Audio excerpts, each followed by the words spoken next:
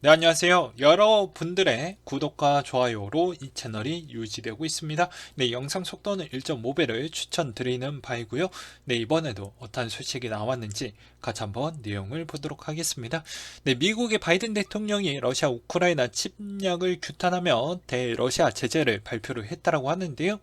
그 제재 내용은 러시아의 두 개 금융기관, 그리고 러시아 국채, 러시아의 엘리트 그 가족들의 대상으로 1차 제재를 발표를 했고, 그리고 국무부 장관 또한 우크라이나 침공하지 않는다라는 회담을 전제 조건을 위반했다라고 하면서 상당히 강력하게 메시지를 전달을 해주고 있습니다. 그리고 컨퍼런스 소비자 기대 지수를 보게 되면 예상치보다 상회했지만 전월 대비보다는 하락한 수치를 보여주어서 110.5를 기록을 했다라고 하는데요.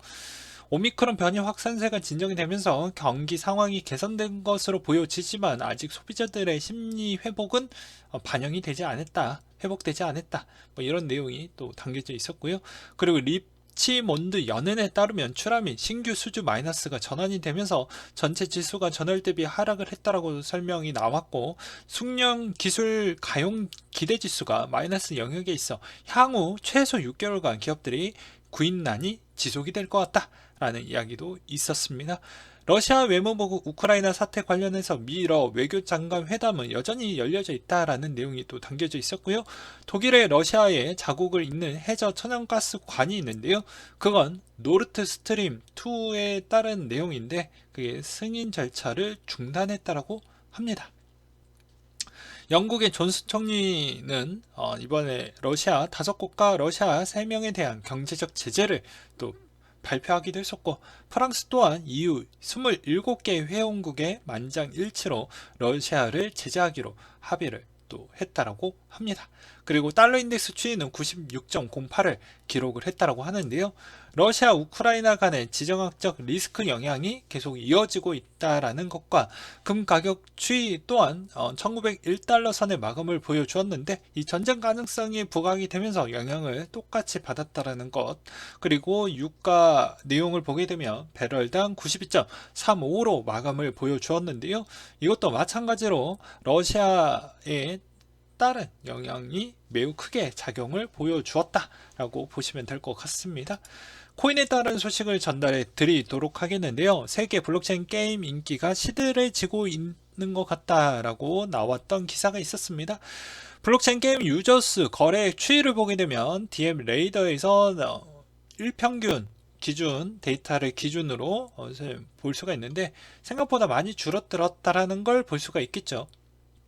그래서 왜 이렇게 시들시들해졌을까요? 그만큼 입소문이 많이 났는데 이제 최근에 그만큼 돈벌이가 잘 안 되고 가격도 계속 올라가야 좀 채굴을 하는 맛도 있는데 생각보다 지금 가격이 그렇게 또 매력적이지 않잖아요.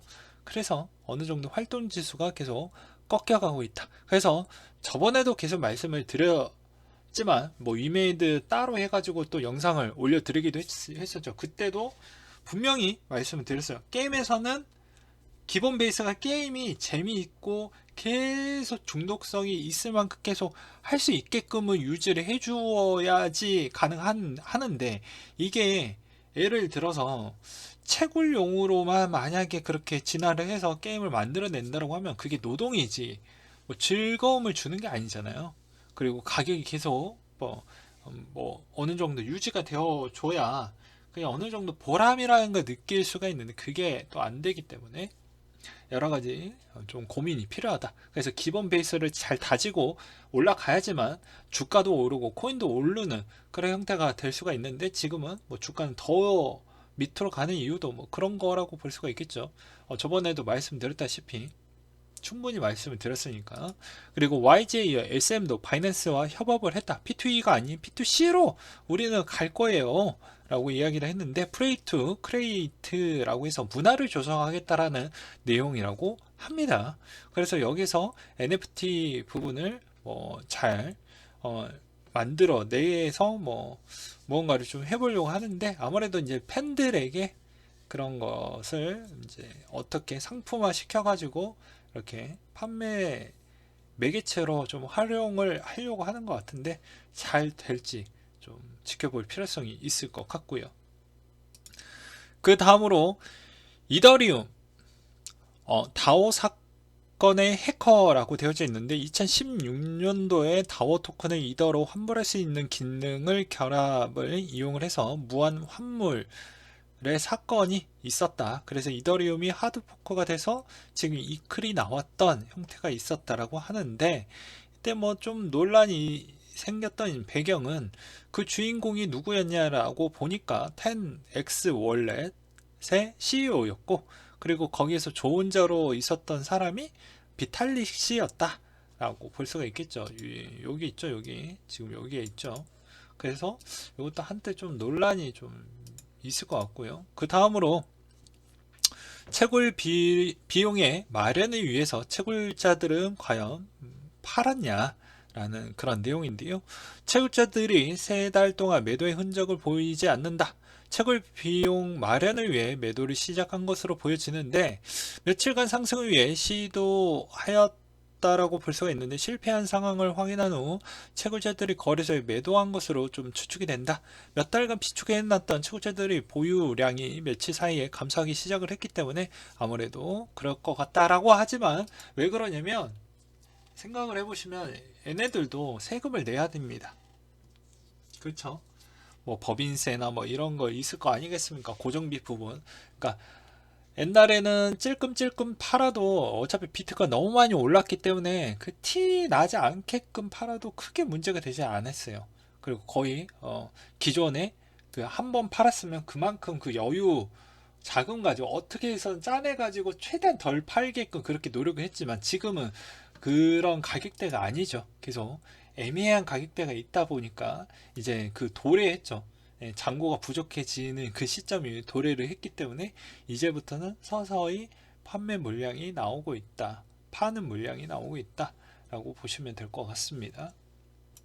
근데 그 물량은 그렇게 크게 나오지는 않을 것 같습니다. 아무래도 뭐 정말 어, 주식이 많이 내려가지 않고서야는 그렇게 많은 물량을 내놓기에는 쉽진 않을 것으로 저는 보고 있고요. 그 다음으로 뭐 서방의 대러시아 제재 현황을 볼 수 있는데, 미국은 어떤 전문가의 의견입니다. 그 의견을 가지고 와서 조금은 설명을 드리도록 할게요. 일단 미국이 왜 러시아 부분을 어떻게 바라보고 있냐면, 그냥 금융적인 제재만 진행을 할 것이다. 전면전으로 전쟁을 하기에는 미국이 갖고 있는 그런 부채나 그리고 경제적 회복이나 이런 부분과 더불어 코로나라는 변수가 있기 때문에 거기에서 너무 또 체력을 낭비하기에는 러시아와 중국 그 두 개를 견제하기에는 너무 힘이 들 것 같다라는 측면이 없지 않아 있고요. 그리고 또 이것으로 인해서 인플레를 만약에 못 잡았었을 때를 대비를 해서 약간 여지를 남겨주려고 하는 거 아니냐라는 전문가에 따른 의견도 있었습니다. 왜냐면 내가 인플레를 잡으려고 노력을 했지만 누가 방해를 했냐라는 이제 또 빠져나갈 만한 그런 구멍을 만들어 줘야 될 거 아니겠습니까? 어떤 명분. 그러니까 그 사람은 이제 러시아라는 국가의 푸틴이 되겠죠. 쟤는 때문에 내가 인플레를 못 잡았어. 그래서 이제 미국인들에게 이제 중간 투표에 있었을 때도 뭐 그런 역할로도 쓰일 수도 있겠죠. 그래서 그런 측면으로 좀 바라볼 필요성이 있거니와, 그리고 한편으로는 뭐 이런 내용도 있습니다. 중국이 러시아를 도와주는 거 아니냐라는 그런 의견도 있는데요. 그냥 저의 주관적인 생각을 설명을 드리면, 여기 해외 곡물 시장 정보라고 있죠. 보게 되면 중국이 프랑스와 우크라이나 사료 곡물 대량 확보라고 있습니다. 그래서 구매량까지는 확인이 안 되는데 중국 바이어들이 프랑스와 우크라이나에서 엄청나게 대량으로 밀을 많이 수입을 해왔고, 그리고 여기서 알아야 되는 게 양돈이라고 있어요. 예. 그래서 중국은 돼지 사료 부분에 있어서 우크라이나에서 쓰고 있는 게 70% 점유 정도가 된다고 합니다. 대략적으로. 근데 여기에서 일단 돼지 파동 사태가 일어나게 되면 중국도 생각보다 지금 체제 집권이 좀 흔들릴 수가 있습니다. 예, 왜 그럴 것 같습니까? 올림픽이라는 성대가 끝난 지도 얼마 안 됐고, 그리고 두 번째로는 그 올림픽이 끝난 직후에도 체제가 안정화되고 소비가 안정화됐다라는 걸 보여주어야 되는데 그게 좀 약했다라고 하면 당연히 계속 반대 세력에 따른 힘이 더욱더 커지게 되겠죠. 그럼 체제 집권 부분이 계속 약해지면서 여러 가지 이야기가 많이 나올 수 있을 만한 그런 경우가 발생을 할 수가 있겠죠. 그래서 러시아를 도와줄 수 있을 만한 그런 조건상은 안 된다. 그래서 생각보다 어떻게 보면 러시아와 다른 주변 국가들에 따른 그런 측면이 있겠지만 에너지 부분에 따른 측면이 언제까지 이런 러시아가 계속 이런 형태로 가줄 것인지도 궁금해지기도 합니다. 근데 되게 재미난 건 무엇인 줄 아세요? 아까 제가 이거 보여드리기도 했었잖아요. 보게 되면 되게 웃긴 게 사업을 중단한다라고 되어져 있고 그리고 웬만하면 금융적 제재만 좀 해주겠다라는 이야기가 꽤 많습니다. 예, 그렇죠. 금융에 따른 제재만 있지 에너지를 지금 받고 있는 것에 대해서는 크게 우리가 그것을 뭐 안 받겠어요 이렇게 하지도 않죠. 되게 웃기죠. 그러니까 약간의 본인의 이득은 챙길 것도 챙기면서 그렇게 한다라는 거예요. 그러니까 완벽하게 끊어낼 거면 금융 제재도 하고 어떻게 보면 해당에 있는 원자재 부분도 다 뭐 수입을 중단하는 게 맞겠죠. 근데 그렇게 했었을 경우에는 독일, 나머지 있는 유럽 국가들 좀 힘들겠죠. 그래서 그런 측면도 없지 않아 있다. 그래서 형식적인 부분이다. 항상 싸움 부분에 있었을 때 보게 되면 진짜 싸운 거 아닌가? 라는 생각을 할 수도 있겠지만 이렇게 좀 더 깊게 바라보면 어떻게 보면은 제대로 싸운 건 아니다. 그래서 무언가를 항상 협상이 열려져 있다. 아까도 이 이야기를 했듯이 열려져 있어요 라고 이야기를 하는 건 다 이유가 있는 거죠. 그래서 무언가를 주고받고 해야 될 것 같은데 그게 계속 기간이 길어질수록 별로 좋지는 않을 것 같다 라고 저는 설명을 드리고 싶습니다. 그리고 그것 또한 코인에 미친 영향도 별로 좋지는 못하겠죠. 왜 그러냐면 에너지 가격이 올라간다는 건 언제든지 비트코인 부분에 있었을 때도 ESG로도 공격을 당할 수도 있고요. 그리고 에너지가 가격이 계속 올라가면 보이지 않게 수익성이 매우 둔화가 되기 때문에 여러 가지 고정 비용이 채굴 회사들이 받아야 될 정가 비용이 커진다라는 거예요. 그러면 별로 좋지는 않겠죠. 그리고 말도 많고 탈도 많았던 빗썸이 출금 가능 거래소에서 바이낸스 추가를 뭐 가능하게끔 했다고 합니다. 아무래도 뭐 엄청나게 항의를 빗발치지 않았나 싶고요. 그리고 이더리움 클래식 반감기가 곧 얼마 남지 않았습니다. 잘 참고하셨으면 좋겠고요. 칠리즈가 유럽 축구연맹 파트너십을 체결을 했다고 하는데 이게 뭐 요새는 흔하죠. 뭐 보게 되면 호나우두 그 티셔츠만 봐도 테조스라는 게 보이는 지금 시점이니까요. 그만큼 인기가 그리고 돈을 얼마나 많이 썼는지를 아시겠죠? 그리고 코인 약세에도 성장하는 NFT 한 달 새 시총 33%나 급증을 보여주기도 했었다라고 되어져 있습니다. 그래서 보게 되면 가장 유통이 활발한 NFT는 게임 관련 30%, 그 뒤로 아바타가 20%, 그 뒤로 유틸리티라고 되어져 있으니 이것도 머릿속에 꼭꼭 기억을 해두셨으면 좋겠고요. 그리고 그 다음으로 보게 되면 이 내용을 좀 해드리고 싶었습니다. 그러니까 투자도 좋지만 여러분들 챙겨 먹을 거 챙겨 먹으시라고 이야기를 해드리는 거예요. 유례 없는 청년 적금 대란 정부가 모두 주겠다라고 되어져 있는데요. 이게 좀 출시를 했는데 이게 되게 웃긴 게 접속 장애가 발생을 했어요. 분명히 연 10% 수준의 이자를 준다라는 소문이 났으면 바보입니까? 다 하려고 하겠죠. 근데 이게 접속 장애가 일어나서 좀 문제가 발생을 했다라고 합니다. 그리고 또 이게 되게 아이러니하는 게 무엇이냐면 이번에 또 금리를 또 올리잖아요. 그러니까 이게 윗돌 빼서 아랫돌에다가 넣어주는 형태인데 왜 제가 이런 이야기를 하는 이유가 무엇이냐면요. 여기서 나오는 돈 자체가 해당에 있는 대출 이자 부분을 올라가면서 이게 이렇게 되는 거예요. 상세가 되는 거거든요. 무슨 말인지 아실 겁니다. 이 정도만 이야기를 해도. 그렇기 때문에 또 예산 부분도 빨리 동의 나는데 그 이상 또 못하는 이유는 또 예산이 또 부족하다. 뭐 그런 이야기도 있고, 금융위가 좀 더 늘려보겠다라고 이야기를 좀, 그건 행실적 구색이라고 저는 표현을 하고 싶고요. 아무튼 여러 가지 측면으로 보았을 때 또 이 돈 자체가 저는 해주는 것은 좋긴 하지만 너무 무분별하게 계속 뿌려주는 건 별로 좋지 않는데, 저번에도 말씀드렸다시피 돈이라는 가치는 네, 구하기 어려워야지 그만큼 내가 근로했었을 때 받았던 그 돈이 그만큼 가치가 높게 유지가 될 수 있는 거예요. 근데 돈이 계속 뿌려준다라는 건 흔해진다라는 거잖아요.